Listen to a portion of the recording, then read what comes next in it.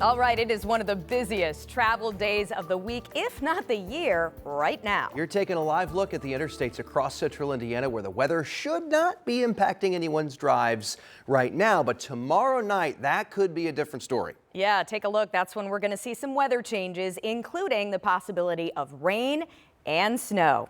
Good evening, I'm Jenny Runovich. And I'm Dustin Grove. We're in for Anne Marie and Felicia today. Angela's in the Weather Center tonight tracking the impact this next weather system is going to have on central Indiana. Yeah, so when is it getting here is the first thing, Angela. Yeah, it's getting here tomorrow for another one of those busy travel days ahead of the holiday. We're going to be contending with wet roads and the threat of the rain mixing with snow. We're going to say anytime after lunchtime, but the steadiest rain won't start to fall until later tomorrow afternoon.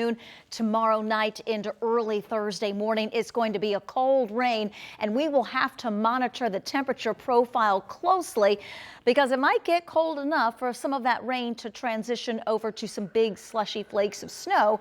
Any accumulations would be minor, and we are expecting wet roads, but those are impacts for another busy travel day tomorrow. So what you can do ahead of time, allow extra travel time tomorrow and make sure your car is ready for winter weather. Those windshield wipers are working. We do have rain on the way, and some of that is going to be heavy at times. Right now, a great sunset underway, much cooler than this time yesterday. It will be cool, but it will also be dry this evening. Temperatures will fall into the upper 30s over the next couple of hours, and when we're 30 to 35 tomorrow, by afternoon in the low to mid 40s with rain on the way. I'm going to have the local timeline for you in just a few minutes. All right, we'll look forward to it, Angela. Thank you. Well, you will want to make sure you have the live Doppler 13 weather app on your phone ahead of those weather changes tomorrow. Remember, it's a free download in your phone's app store, and once you get it, you can check out the weather blog for any updates as we head into Thanksgiving. Well, right now, millions of people are already on the roads across central Indiana and really the whole country as they head to Thanksgiving destinations, wherever they are. That's right. Our Lauren Costa got a chance to speak with some of them as they pass through. And she joins us live tonight from Indianapolis with some of their travel stories. Hi, Lauren. Hey, Jenny and Dustin. You know, so many travelers just so thankful this year to be able to travel and go see families, even if it is miles away or out of state, and not really running into many issues. This is a look at the South Split here in downtown. You can see a little bit of traffic here in the northbound lanes as everyone is merging together. And then on the southbound lanes, really no issues, no major accidents or delays. We did see a little bit of backup getting onto I-70 West towards the airport a little bit ago. But we know this is just the start of a long holiday blitz. Right now, AAA is predicting nearly 80 million Americans will travel for this Thanksgiving. The majority of them getting behind the wheel, including several people we met today at a rest stop in Plainfield. Some traveling hundreds of miles to see loved ones, including one man driving from Ohio to St. Louis. What are you most looking forward to when you get there? Hanging out with my girls and my grandkids. Yeah, probably about 14 of them. Yeah. Got a lot of them. I'm 82 years old, so it's wonderful for me. As for construction and traffic, drivers had no issues. However, some not so happy about the Indiana potholes. The roads are great so far. Well, they're bumpy, but well, pretty good, a little bumpy here in Indiana, and lots of trucks, but that's to be, I guess, expected. Now, AAA says the busiest times to travel for Thanksgiving this year are right now, so Tuesday afternoon and then tomorrow afternoon. They also say Sunday is going to be another headache for travelers while everyone is trying to get back home on that same day. But Dustin and Jenny, I will say downtown right now, we are good. Everything is moving smoothly, really no brake lights, so we're pretty lucky here. Except for the bumpy roads, according to the outer-towners. Uh-oh. Yeah. NDOT, take note. Great. Thank you, Lauren. Thanks so much, Lauren. You know, it's not just road trips. There are also several million people flying for the holiday. What the TSA wants you to keep in mind if you're heading to Indianapolis International for a flight to your destination, that's coming up new at 5:30. Right now, a warning tonight if you're driving through Johnson County. Yeah, sheriff's deputies there are trying to figure out who's been throwing baseballs On I-65, it's been happening just southeast of Franklin.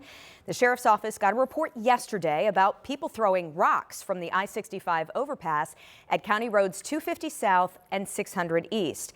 Well, several drivers called in, told 911 dispatchers the rocks damaged their semis. And then when a deputy got to the area, he found a damaged baseball on the overpass and then more than 100 baseballs and softballs scattered all around the interstate.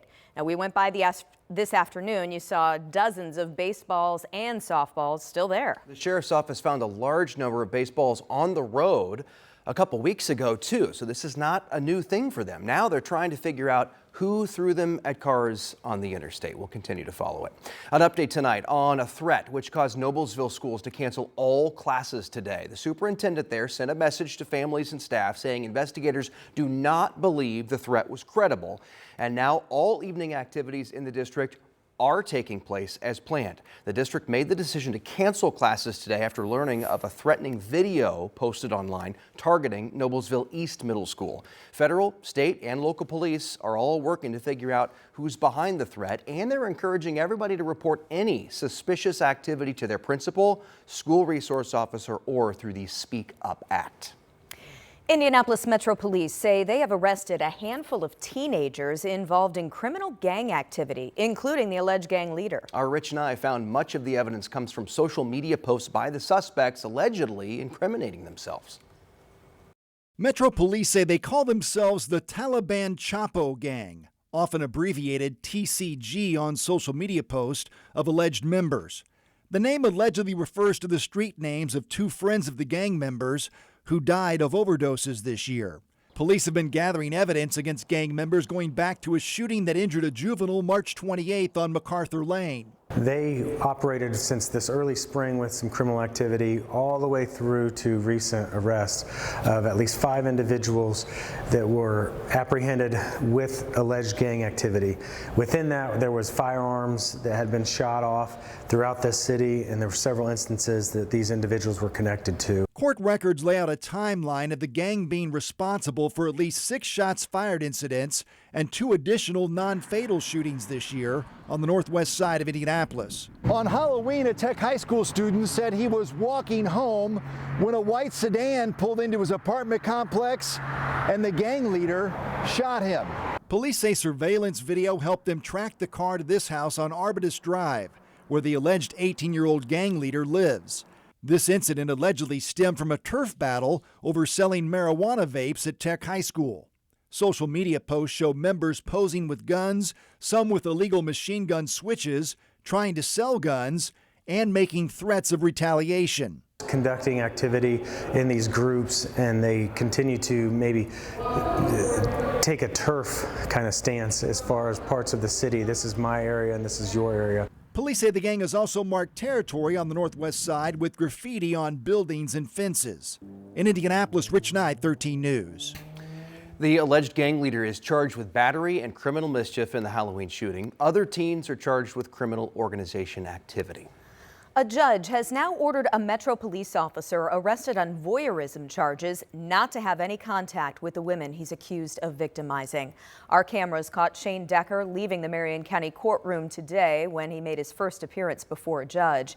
Court documents say he was part of an investigation into massage parlors offering sexual services. And in those documents, investigators accuse him of recording himself with women during sex without their consent. Metro Police Chief recommended he be fired. Jury selection started today in the case of 2 Metro police officers charged in the death of a man in police custody. Herman Whitfield III died back in April of 2022 after his parents called police for mental health assistance. Body camera video showed officers used a taser on him twice, then restrained him face down in handcuffs on the floor. That's when he died. A grand jury has since indicted officers Steven Sanchez and Adam Ahmad for involuntary manslaughter, reckless homicide, and battery. The trial is set to begin next Monday. Metro Police have now made an arrest after a shooting outside a nightclub on the east side. That shooting happened Sunday morning outside Brad's Brass Flamingo. That's on Southeastern Avenue near Prospect Street and South Grant Avenue. Court documents say security video showed a large chaotic fight in the parking lot. Well, as the fight appeared to be ending, investigators say Dominic Collins fired his gun, shooting a man twice. Detectives say the video did not show the victim attacking Collins or holding any weapons. The victim told police it all started with an argument over missing money inside the club. At last check, that victim was in the hospital, still in serious condition. Also tonight, a 16-year-old is in the hospital after someone hit them while they were riding their bike. The crash happened in the area of Camp Street and Lafayette Avenue in Lebanon on Monday night. Officers said they found a 16-year-old from Lebanon unconscious when they responded to the crash. They did not release the extent of the teen's injuries. Officers said a 19-year-old from Lebanon was behind the wheel of the car involved in the crash. First responders took the 19-year-old to a local hospital for a chemical test, which is Indiana law. And to health news now, the State Department of Health is reporting Indiana's first flu-related death of the season. The department can't release any other information about the person who died because of privacy laws, but they are encouraging people to get their flu shot with flu season in full swing. 270 Hoosiers died from influenza during the last flu season.